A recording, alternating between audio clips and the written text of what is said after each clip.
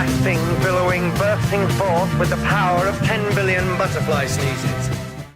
I'm Tom Bain, and this is Wine, Money, and Song. If you're interested in wines and wanting to find out the best values, please subscribe.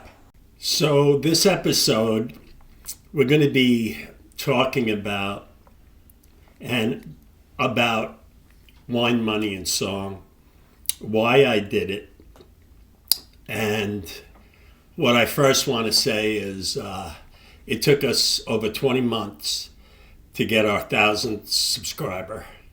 And thank you very much, my subscribers, for taking the time out and listening to the 2 cents I have to add to the wine world.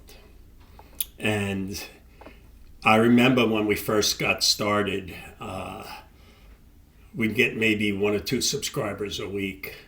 Well, in the last month, we've doubled our subscribers, and obviously I think we're hitting a nerve somewhere, and wine consumers out there are thirsty, and I'm trying to take a different slant. But let me reiterate what my mission statement is for Wine, Money, and Song, and why I call it Wine, Money, and Song is because I was looking for a name, and every time I was looking for a name, it was taken already. I don't, like 10 names I've tried, and they were taken. So there was a saying back in the 60s or 70s, the 3 most important things in the world are wine, women, and song. So I kind of adjusted that the 3 most important things in life are wine, money, and song. Not that women are important, but money's pretty damn important too. So that's how we came up with that. But my mission in Wine, Money, and Song, and I'm trying to give you something that's not out there on other YouTube channels. And there are a lot of really good YouTube wine channels there. Very educated, enthusiastic, hardworking people making very good points about wine. But what I'm trying to do is I'm trying to first educate, bring facts to life for you. And just the facts, ma'am. And a lot of the facts I bring, you can look up in a textbook, obviously, but I want them right at your thumb's reach there, that I can tell you about certain areas, geographic areas, what type of grapes and how, and the vinification methods, that sort of stuff, the facts. And a lot of that could be boring. But I'm trying to enlighten you too, which is the second E, enlightening you to new things, new areas, and maybe point you in a direction that other people haven't pointed you or you haven't thought about. I want you to open your mind, and I want you to learn to think for yourself instead of following blindly what everyone is saying. This is great, that's great. And if you listen to that too much, the wine business has gotten to be group think, that you see these ideas and they're all the same, and you just assume that that's the reality. And there's no such thing, because wine is very subjective. So I try to enlighten you. And the third E, is to entertain. I want to put wine in the proper perspective, that it should be a leisurely, enjoyable, not so serious event that you're worrying about, this is 95 points, that's 90 points. It's whatever you like. And I found that the best wines I've ever had in my life were attached to certain events that I was to. And whether you're at a wedding, whether you're at a party, whether you're on vacation and you have a great meal somewhere out looking over the sunset and enjoying a nice bottle of wine. A lot of times it's the event that helps make the wines. And I'll try to bring up stories that can maybe help you understand and maybe make you smile a little bit and think, because I want you to think for yourself. And hopefully I can get the juices working there. Just a little bit about my backstory again. I started in the early 70s in the wine market when there was no wine market. Basically, there was some port and sherries, maybe a bottle of champagne for New Year's, and Christmas and Easter, people open up a bottle of wine. The wine market was very, very tiny. And things started to happen in the 70s and the 80s, and there's a lot of reasons why. I worked 8 years in retail in New York City, and I learned a lot working retail. There were very few people who knew anything about wine back then, so I'm basically self-taught. I'd read books, I'd read all the articles, and then where I was working, one of the stores, the store manager was very nice to me, the owner, and he would give me all the wines it cost, and I would take them home and I learned about them. And it took me a month or two before a light went off on my head, and I kind of understood what was going on and how each bottle was different.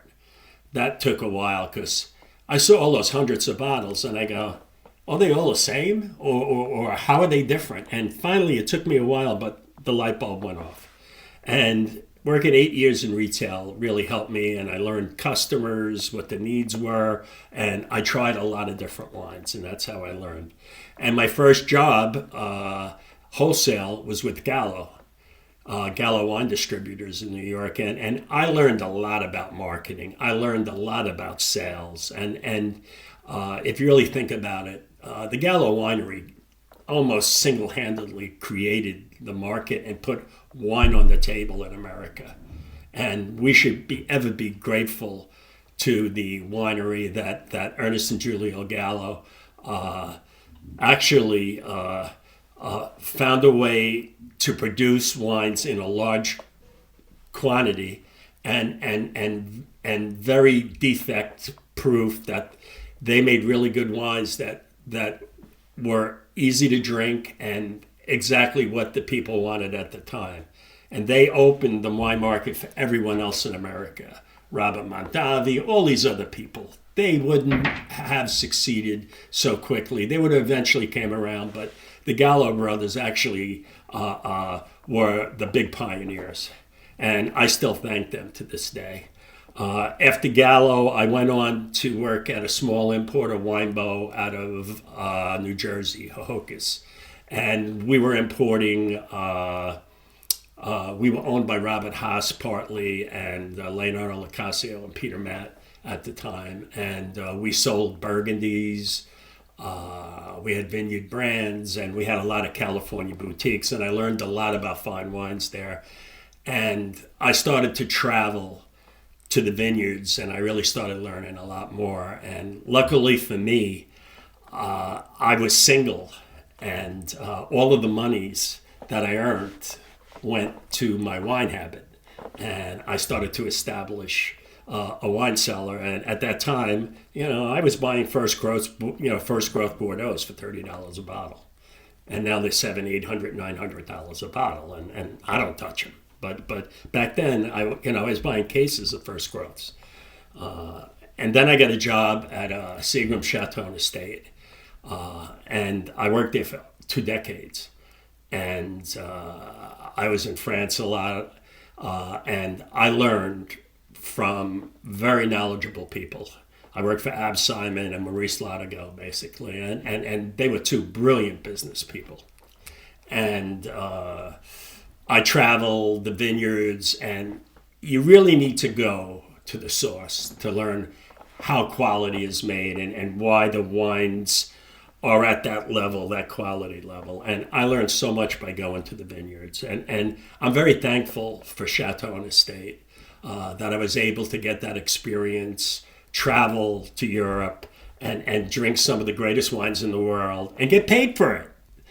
How the heck can you get a better job? And one of the people who I worked with when I first joined the company, my friend Jim Roosevelt, he pulled me aside and he said, "Don't you realize that this is the best job in the street?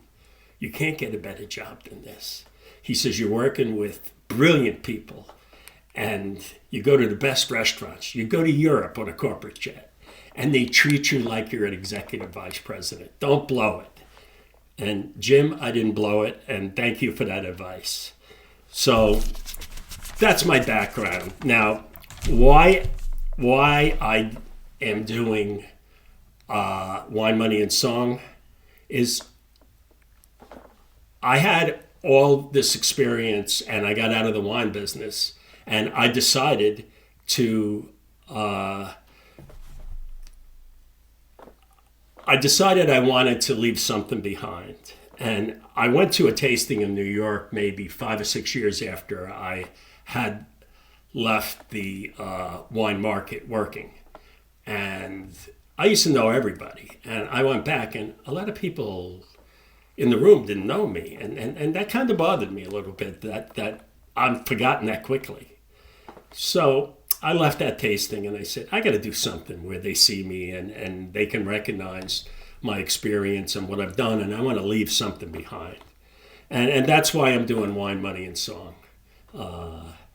Leonard Cohen wrote a song, Tower of Song. And the song is about not dying.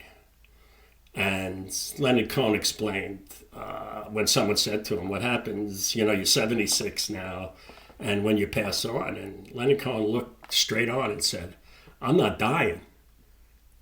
And they looked at him, what, are you crazy? He goes, no, I'm going to be here 50 years later, 100 years later. He goes, what do you mean? He says, you'll be hearing my music, and I'll be around for 100 years, 200 years. And he says, I'm going to that Tower of Song, and I'll be singing from that tower, and you'll be hearing me. And then that's kind of a little bit what I'm trying to do, is something to like just remember me by.